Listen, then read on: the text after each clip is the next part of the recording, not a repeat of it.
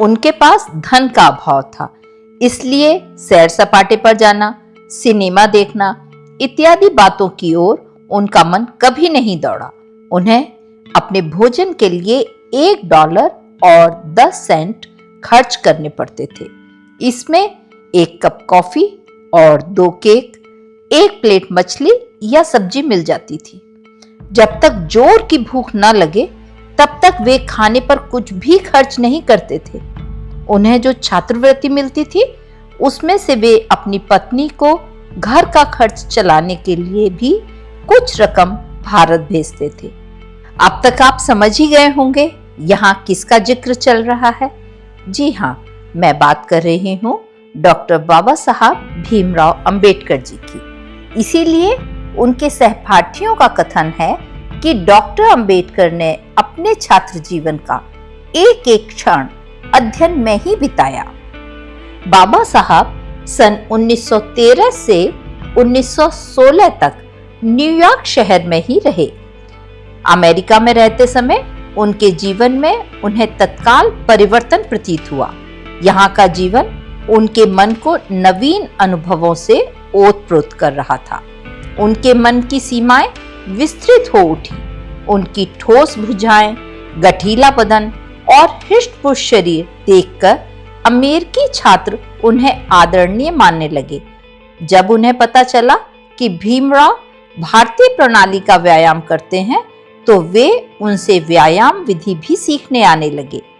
इस प्रकार की गुरुता प्राप्त परिस्थिति में उनकी लेखनी और भी प्रौढ़ व्यक्ति के समान उपदेशात्मक पत्र लिखने लगी। तो इसमें कोई अचरज की बात नहीं है। जमेदार नामक व्यक्ति को लिखे गए पत्र में उन्होंने शेक्सपियर के नाटक की कुछ पंक्तियां उद्धृत करते हुए यह दर्शाया कि व्यक्ति के जीवन में अवसरों का समुद्र लहराता है। यदि वह उन अवसरों का सही उपयोग करे तो उस व्यक्ति को गरिमा प्राप्त होती है। सामाजिक बुराइयों का रोग निदान करते हुए वे कहते हैं, माता पिता अपनी संतान के केवल जन्मदाता हैं, वे उसके भाग्यदाता नहीं। इस दैवी विधान को हमें तिलांजलि देनी होगी। हमें अपने मन में पक्की गांठ बांध लेनी चाहिए कि संतान का भवितव्य माता पिता के हाथ में है।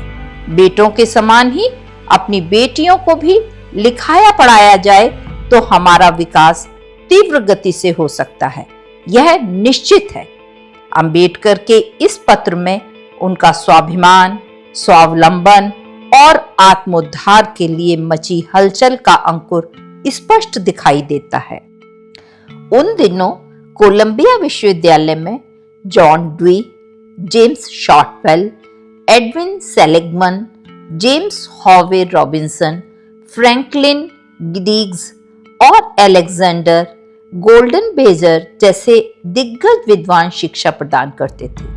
अमेरिका की विचारधारा से संबद्ध जीवन पर उन सबका बहुत प्रभाव था। इन महान अध्यापकों के साथ व्यतीत किए गए समय में उन्हें आशावादी और प्रगतिशील तथा व्यापक विचारों की दीक्षा मिलना स्वाभाविक ही था। उन्होंने वहां इतिहास, समाजशास्त्र, मानव वंशशास्त्र, तत्वज्ञान, मानस शास्त्र तथा अर्थशास्त्र का अध्ययन संपन्न किया। जॉन ड्वी के विचारों की छाप उनकी अनेक पुस्तकों में दृष्टिगोचर होती है। वे कक्षा में अध्यापन करते समय भी जॉन ड्वी की शैली का अनुकरण करते थे। अनहिलेशन ऑफ कास्ट, जात पात तोड़ने के विषय पर लिखी गई अपनी किताब में उन्होंने स्पष्ट रूप से लिखा, जॉन ड्वी मेरे अध्यापक थे, मैंने उनसे बहुत कुछ सीखा है। लेकिन अपने जिस प्राध्यापक के साथ उन्होंने भारत लौटने पर भी पत्र व्यवहार बनाए रखा, वे थे डॉक्टर सेलिगमन। जब वे सिडेनहम में प्राध्यापक थे तब उन्होंने अपने कुछ विद्यार्थियों को भी डॉक्टर सेलिगमन के पास भेजा था। वह अमेरिका में अध्ययन करते समय भी भारतीय समस्याओं पर विचार किया करते थे। उनके पठित निबंधों और प्रस्तुत किए गए प्रबंधों का भारत से गहरा संबंध होता था। उन्होंने अमेरिका वासी नीग्रो समाज के सवालों का भारतीय अस्पृश्यों की समस्या के साथ कभी एकीकरण नहीं किया। अपने भारतीय जाति निबंध में उन्होंने यह सिद्धांत प्रतिपादित किया कि अस्पृश्य समाज से संबंधित भेदभाव वांशिक नहीं है, वरन वे भारतीय संस्कृति का एक अविभाज्य अंग है। उनके भविष्य के सारे अनुसंधानों का यही मूल स्रोत रहा है। इस तरह डॉक्टर भीमराव अंबेडकर अपनी ज्ञान साधना में रत रहे। वे प्रतिदिन लगातार 18 घंटे अविराम साधना में लीन रहते। सन 1915 में उन्होंने administration and finance of east India company विषय पर अपना शोध प्रबंध प्रस्तुत कर एमए की उपाधि प्राप्त की। इन्हीं दिनों ये national dividend of India, a historical and analytical study विषय पर भी शोध कर रहे थे। उन्होंने ये शोध प्रबंध 1916 में कोलंबिया विश्वविद्यालय को विचारार्थ प्रस्तुत किया और इसे सन 1925 में लंदन की पी.एस. किंग एंड कंपनी में the evolution of provincial finance in British India नाम से प्रकाशित किया। बाद में कोलंबिया विश्वविद्यालय ने उन्हें पीएचडी की उपाधि से विभूषित किया।